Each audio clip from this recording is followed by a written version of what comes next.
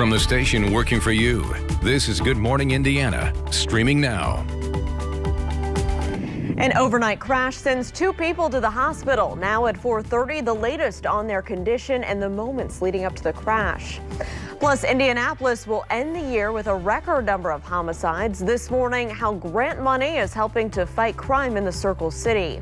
And Americans are on the verge of another round of coronavirus relief money when you could see stimulus checks deposited into your bank account.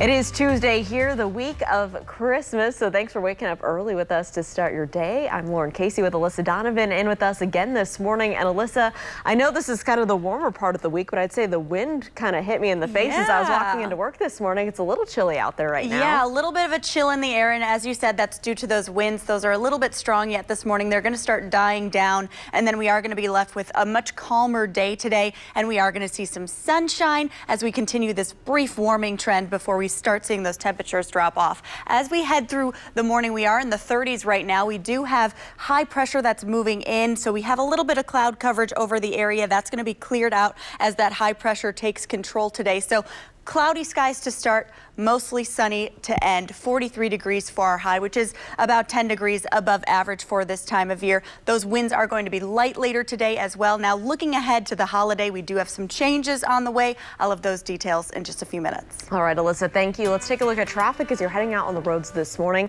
This is an area of ongoing construction. I-65 here near Edgewood Avenue as you're traveling south of I-465 between here and Southport Road as well. You're seeing those flashing lights right now, some lane shifting in that area as crews continue work on this stretch of the highway. We'll continue to keep you updated, but right now everything is traveling up to speed both northbound and southbound here on the south side of town.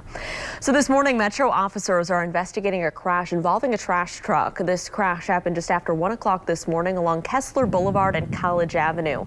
Metro Police tell WRTV that the garbage truck was heading south on College when it collided with an SUV headed east on Kessler.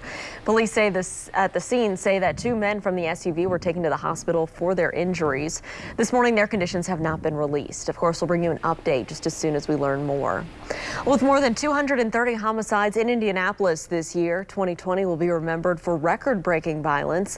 Now the city of Indianapolis is putting $2.2 million behind dozens of projects that are designed to combat crime right here in Marion County.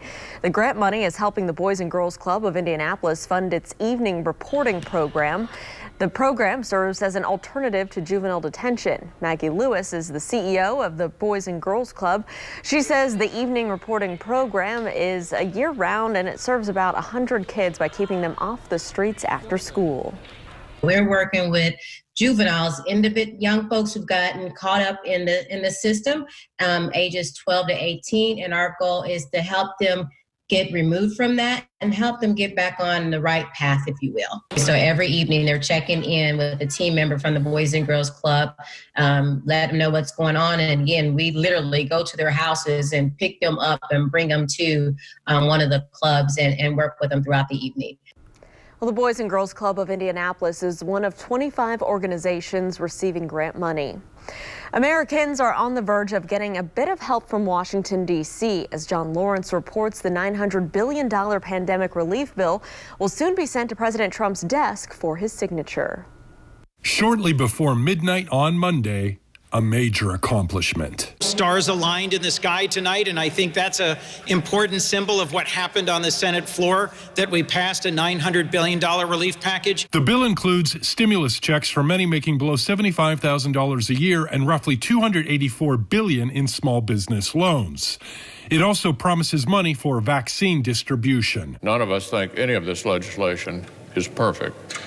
But a big bipartisan majority of us recognize the incredible amount of good it will do when we send it to the president's desk. The Senate's vote came a few hours after the House passed the legislation. It is a good bipartisan bill. It addresses the food needs of the American people. Maybe 15 million children are food insecure in our country. The House's approval came after both sides relinquished demands, with Democrats giving up about $160 billion in aid for struggling states and cities, and Republicans dropping their push for liability protections. We should have done this, weeks and weeks ago. It's just another problem where the system's broken that we all need to just put some of our partisan stripes aside sometimes. I'm John Lawrence reporting. It is 4:35 on our Tuesday. White House officials have said that the president will sign the bill early this morning. The president did sign the stopgap spending bill, keeping the government open until December 28th. Let's go to the latest now on the coronavirus pandemic and the impact it's having on the Hoosier State. Monday's report from the state health department brings good news on two fronts. First, health officials report less than 4,000 new cases of COVID-19. That's the lowest number of new cases reported in a single day since back on November 5th. Health officials also report 31 more Hoosiers have died with the virus. The report is the lowest single-day death report since November 29th. Now, every Monday, the state health department shows us how the virus is impacting our school systems by updating its school dashboard. This morning, health officials report nearly 2,100 new student cases of the virus. The school dashboard also shows nearly 900 new cases of the virus in teachers and school staff members.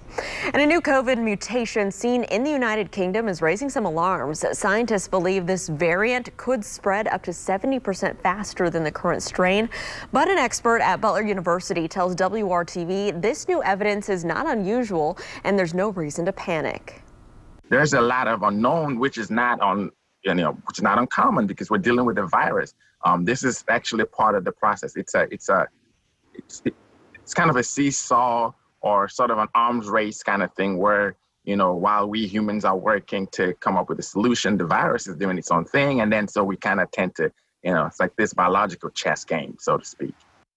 Well, the professor there says that the vaccine should still be effective against this new strain of COVID-19. The U.S. Surgeon General Dr. Jerome Adams says the government is looking closely at that new strain of the coronavirus. The former Indiana State Health Commissioner says there's no evidence the new strain is more dangerous. He says the White House is working with the WHO and the CDC to see if the new strain behaves any differently than the original strain. Adams says that people should double down on the recommendations to wear a mask, social distance, and put off this year's holiday gatherings. We're going to follow the science, but the recommendations don't change. As a matter of fact, it means we need to double down on the recommendations. Wear a mask, wash your hands, watch your distance, and wait on holiday gatherings this year. So this morning, more than 40 countries are banning travel to and from the UK, where that new strain is spreading rapidly. The U.S. is not one of those countries as of now. This morning, the pandemic is pushing back at Fiat Chrysler's plans to reopen a closed Kokomo factory. Back in March, FCA executives announced a $400 million plan to convert the Kokomo transmission factory into an engine facility. The plan was supposed to happen within the first 3 months of the next year. Well, now the reopening has been delayed until the end of 2021. The automaker says an 8-week shutdown earlier in the year is one of the main drivers behind this delay. The Kokomo facility will build engines for Jeep Wranglers and Cherokees currently built in Italy. Thousands of airline workers could be heading back to work this morning. One airline CEO says their return to the workforce is hinging on.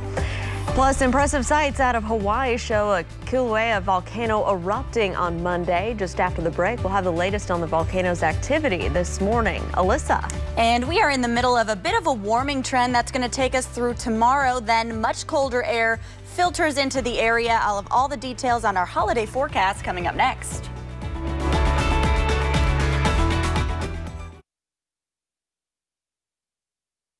Welcome back. The time right now is 4:41 on this Tuesday morning. We're keeping a close eye on your roads this morning. If you do have to head out to work this morning, here's a look in the downtown area. I-65 and I-70 at the North Split, where traffic is moving along up to speed. No delays to slow you down. And right now around the metro area, no crashes to slow you down. So that is good news.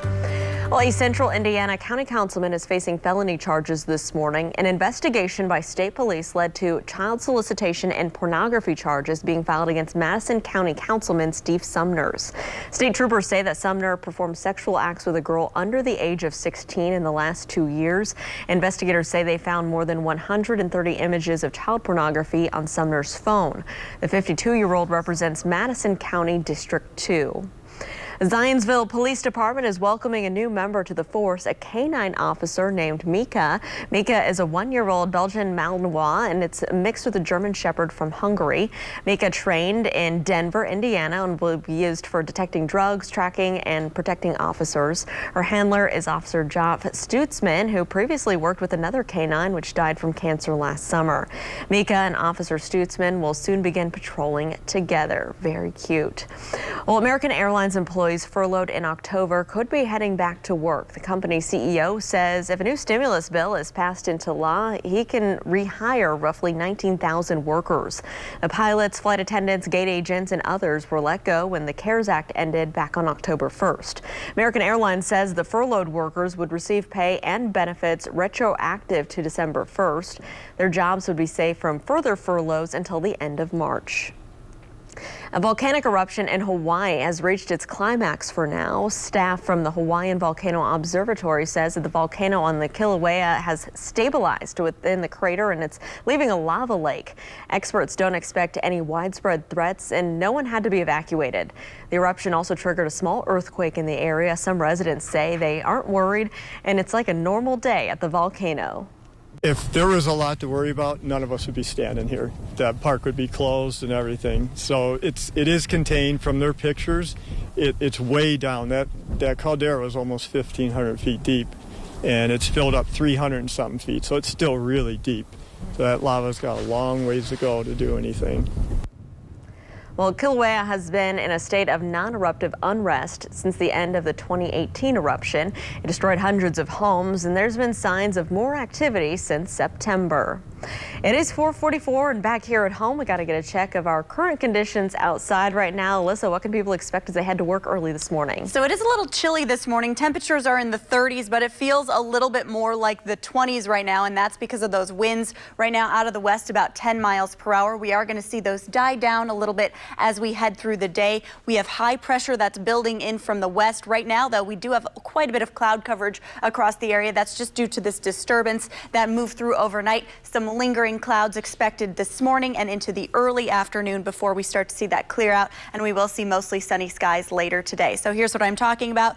Tuesday, right around 7:30 a.m., we're still seeing that cloud coverage, and then by the afternoon, plenty of sunshine. That's going to help us warm up as well. We'll be into the mid to high 40s today, and then tomorrow we do have some changes once again. We're going to continue with that temperature climb tomorrow with our highs into the mid 50s, close to 60 in some locations, but then we also have those rain chances coming back to the forecast. Those return tomorrow afternoon, and they will persist into the overnight hours. By Thursday morning, which is Christmas Eve, we are going to see the potential of some light snow showers. Those are going to be so early in the morning that I didn't even put it on the Christmas Eve forecast, because they're probably going to be before you wake up. Right around 7 or 8 a.m. is when those should subside, and we're going to be left with cloudy skies, but we could see a little bit of a blanket of snow or just a dusting depending on when we see that switch over from rain to snow overnight. 30 degrees on Christmas Eve, and for your Christmas Day holiday forecast, a very chilly start. We are starting with those temperatures in the teens in many locations, close to 10 degrees here. Those wind chills are going to be below zero. So if you have any early morning Christmas Day traditions or plans, you definitely need to bundle up if you're heading outside. Our highs on Christmas Day only reaching the low 20s. Today, we're starting with those temperatures in the 30s. Feels a little bit more like the 20s right now, but we should warm up quickly as we start to advect that warm air into the area and that sunshine takes control. About 38 by the noon hour, that's when we'll start to see some peaks of sunshine. More sun on the way for this afternoon, 41 degrees for the high with some light winds throughout the day. Mostly clear overnight tonight, and then tomorrow we're going to start fairly nice before we start to see those chances of some afternoon showers Wednesday. But look at those temperatures. 43 today, climbing more than 10 degrees by tomorrow, and then we just plummet. Thursday, that's when we have those chances of some snow showers in the morning. 30 degrees for the high. Much colder Christmas Day. We are starting with those wind chills below zero. Actual temperatures close to the single digits. Some areas might hit the single digits. Very cold Christmas Day, 21 degrees for the high. All right, Alyssa, thank you so much. Let's take a look at traffic as you're heading out the door this morning. We're keeping a close eye on traffic up in Boone County. This is I-65 near State Road 334 in Whitestown. Camera just froze up here, but we can tell you that everything is traveling up to speed. There are no delays to slow you down. So let's take a look out in Hancock County, Greenfield. This is a look in your area. I-70 here near State Road 9. Same story over here. Traffic moving eastbound and westbound is traveling up to speed. No delays to slow you down. And of course, we'll keep you updated. Big differences in blood pressure readings between your arms could be a sign of heart problems. A new study shows the higher difference of the top number between arms is a greater risk for the patient. The study authors say that it could be a warning sign of future heart attack or stroke. The American Heart Association says that normal blood pressure is when the top number is less than 120 and the bottom number is less than 80. Researchers say that the results should make everyone want to get their blood pressure checked in both arms. This morning, a report led by the CDC shows the massive impact food contamination has on Americans. The report shows more than 9 million people get sick from food contamination each year. 1,300 people die from foodborne illnesses. The report shows salmonella is most responsible for making people sick. Researchers reviewed foodborne illnesses and outbreaks from 1998 through 2018. A familiar face to the Indianapolis Colts fans could become the next coach of the Houston Texans. Former Colts and Detroit Lions head coach Jim Caldwell was interviewed by the Texans on Monday. Texans have been competing under interim head coach Romeo Crennel since week 5 when the former head coach Bill O'Brien was fired. Back here in Indy, you may remember Caldwell replaced Tony Dungy as the head coach of the Horseshoe. His debut season was one of the best in league history, going 14-0 before losing to the Saints in the Super Bowl. Well, it was a tough Monday night inside historic Hinkle Fieldhouse for a battle between the Dogs, the Bulldogs hosting Southern Illinois Salukis. Southern Illinois would use a 26-point run in the first half to get on top. Butler entering the half down by 13. They would then get their deficit down to just 3, but a last-second shot to tie the game was missed by Jacoby Coles. Southern Illinois ends the Bulldogs' 59-game non-league home winning streak. The Bulldogs host Providence tomorrow night. A West Side business and Metro Police teaming up to serve our community. Just after the break, we'll tell you how this unique partnership is giving toys to families who need them. And as the rollout of the coronavirus vaccines continue, a lot of women are waiting to see what new moms are going to do. New at 5 o'clock, I talked to an infectious disease doctor on why she feels confident getting this vaccine. It's 4:49. We'll be right back.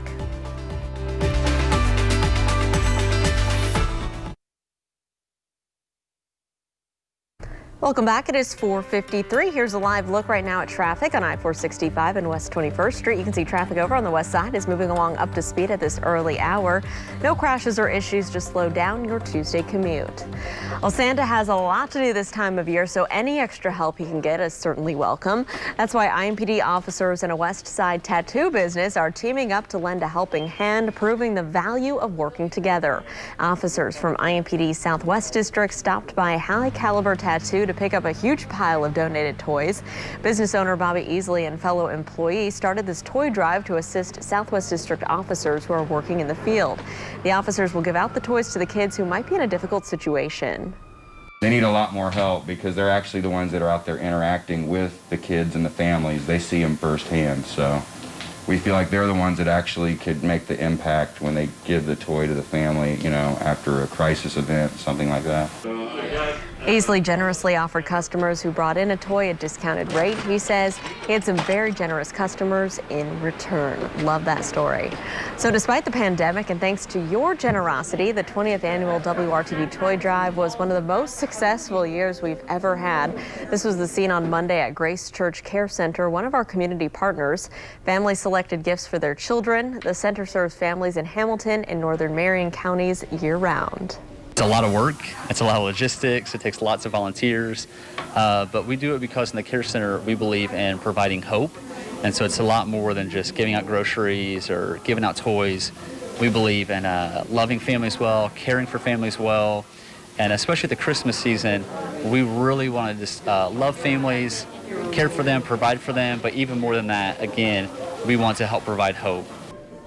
Families have been pre-selected. WRTV partnered with several organizations this year in Marion, Hendricks, Morgan, and Henry counties. And Merry Christmas to all those families. And again, a huge thank you to everyone who donated to our toy drive this year. We really appreciate it. Yeah, it was awesome. It was a big success. So. Yeah, and I know you were out there one of the cold days helping with the collection. Was a little chilly. Yes, it's a little chilly this morning as well. We are going to warm up though as we head through the day. We're going to see those highs just about 10 degrees above average for this time of year into the low 40s. And we're starting cloudy this morning, but we'll see some sunshine by the afternoon. So that's the good news. Tomorrow in the mid 50s. So we're climbing even more. Afternoon showers for your Wednesday, transitioning to some snow showers Thursday morning. And then we start to see that cold by Friday morning, Christmas Day morning, those wind chills below zero. Highs only in the 20s. You're watching Good Morning Indiana. We'll be right back.